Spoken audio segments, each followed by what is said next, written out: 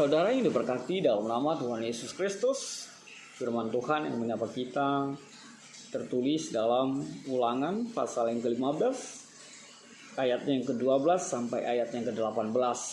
Namun sebaiknya kita bersatu dulu di dalam doa. Kita berdoa. Bapa di dalam surga, terima kasih Tuhan buat waktu yang terindah yang Kau berikan bagi kami. Kami rindu disapa oleh firman-Mu. Maka berfirmanlah Engkau Tuhan, sebab kami siap untuk menerima. Amin. Saudara-saudara yang diberkati dalam nama Tuhan Yesus Kristus, bertemu lagi dengan saya Pendeta Novel Saragi. Firman Tuhan yang menyapa kita tertulis dalam Ulangan pasal yang ke-15, ayatnya yang ke-12 sampai ayatnya yang ke-18. Begini firman Tuhan. Apabila seorang saudaramu menjual dirinya kepadamu, baik seorang laki-laki Ibrani ataupun seorang perempuan Ibrani, maka ia akan bekerja padamu 6 tahun lamanya.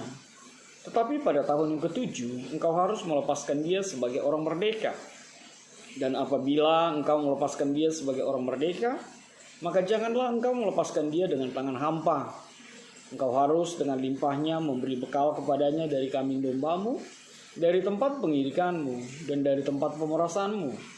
Sesuai dengan berkat yang diberikan kepadamu oleh Tuhan Allahmu, haruslah kau berikan kepadanya. Haruslah kau ingat bahwa engkau pun dahulu budak di tanah Mesir, dan engkau ditebus Tuhan Allahmu. Itulah sebabnya aku memberi perintah ini kepadamu pada hari ini.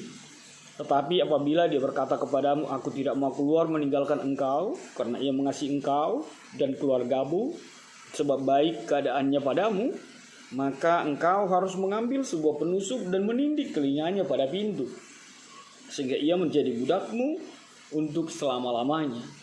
Demikian juga kau perbuat kepada budakmu perempuan.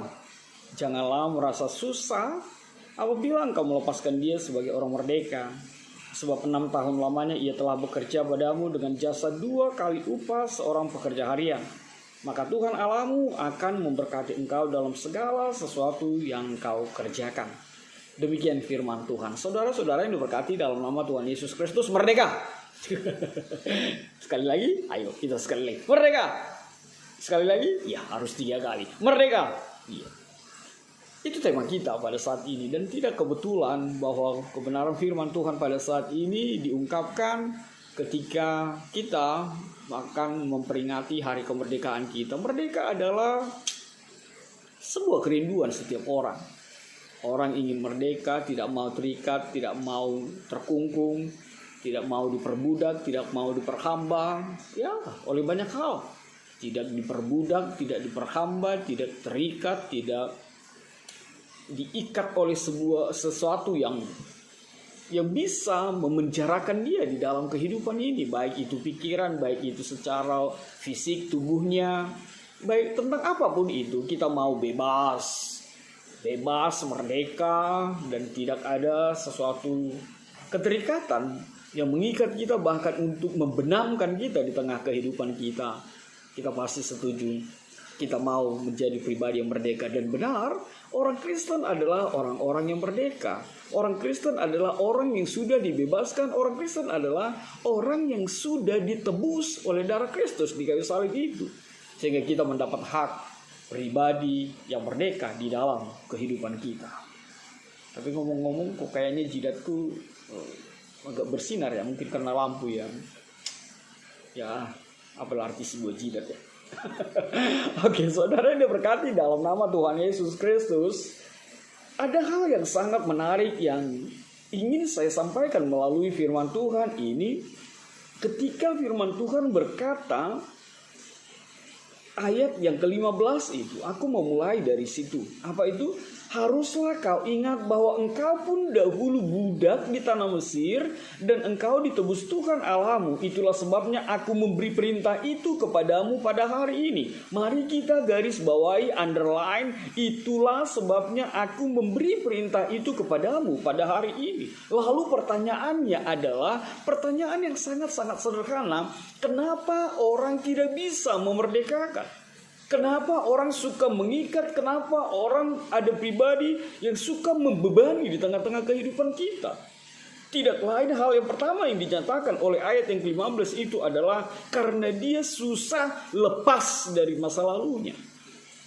Makanya dikatakan, itulah sebabnya aku memberi perintah itu kepadamu. Haruslah kau ingat bahwa engkau pun dahulu budak di tanah Mesir. Susah sekali melupakan masa lalunya.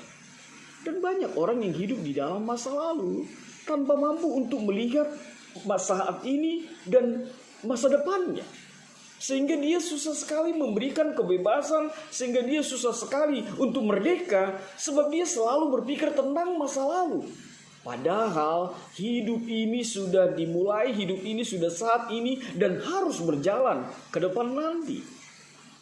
Itu hal yang pertama. Lalu apa yang kedua yang dinyatakan di dalam kebenaran firman ini? Ketika Tuhan mengatakan, haruslah kau ingat bahwa engkau pun dahulu budak di tanah Mesir. Harus engkau pun mengingat bahwa engkau pun dahulu budak. Apa yang kedua yang membuat orang susah membebaskan, memerdekakan di dalam kehidupan kita? Tidak lain adalah dendam, membalaskan, atau traumatik dengan masa lalunya.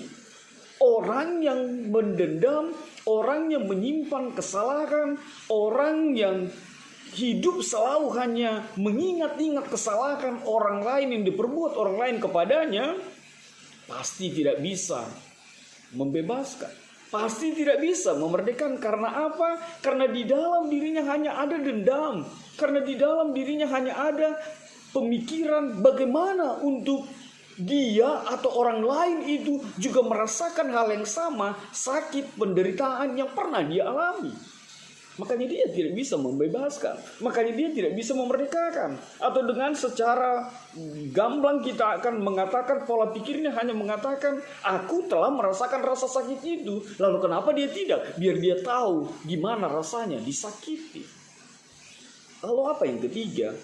Ketika orang tidak bisa memerdekakan, kenapa orang tidak bisa menjadi pembebas di tengah-tengah kehidupannya? Tidak lain ketika kalimat ini dihantar, haruslah kau ingat bahwa engkau pun dahulu budak di tanah Mesir. Tidak lain firman Tuhan mau mengatakan, ingatlah siapa dirimu sesungguhnya. Orang yang tidak bisa memerdekakan, orang yang tidak bisa membebaskan adalah orang yang tidak tahu siapa dirinya sesungguhnya. Adalah orang yang tidak pernah memahami akan arti hadirnya di tengah-tengah kehidupan ini. Kalau Tuhan begitu menciptakanmu sebagai makhluk mulia, kalau Tuhan menciptakanmu sebagai pribadi yang begitu luar biasa, sebagai gambaran kehadiran Allah di tengah-tengah kehidupan kita, pasti kita mampu untuk memerdekakan, kita pasti bisa untuk membebaskan. Tapi ketika kita tidak tahu diri kita siapa, tidak mengenal diri kita siapa, tidak memahami siapa Tuhan kita di dalam kehidupan ini, maka kita tidak akan bisa membebaskan. Kita pasti akan menjadi pribadi yang mengikat, memenjarakan, menyalibkan orang untuk kesekian kali di tengah-tengah kehidupan kita. Makanya penting sekali Tuhan mengatakan, ingatlah siapa dulu kau. Ingatlah engkau dahulu juga budak, maka jangan memperbudak. Ingatlah siapa engkau dahulu, engkau adalah tawanan, maka jangan menawan, maka jangan memenjarakan orang-orang di tengah-tengah kehidupanmu untuk segala sesuatu yang pernah engkau alami dalam kehidupan ini. Biarkan orang bebas, biarkan orang merdeka dengan kemerdekaan yang engkau berikan. Dan ini terjadi di tengah-tengah bangsa Israel ketika budak itu tidak diperhitungkan. Budak itu sepertinya tidak berharga sama sekali, bebas diperjualbelikan, bebas untuk mau dilakukan atau untuk apapun itu. Ketika dia menjadi budak, maka sesuka hati tuannya lah untuk memperlakukan seperti apa. Dan itu menggerogoti orang-orang ketika saat itu. Tapi Tuhan berfirman kepada kita saat ini, kalaupun ada hubungan tuan dan hamba, tuan dan budak, jangan pernah menyiksa mereka, jangan pernah membebani mereka melebihi apa yang sepantasnya menjadi tugas dan tanggung jawab mereka. Siapa yang punya pembantu di rumah, atau siapa yang punya posisi sekarang sebagai anggota atau ya pekerja, atau siapa yang punya anggota, punya pekerja, atau posisi sebaliknya.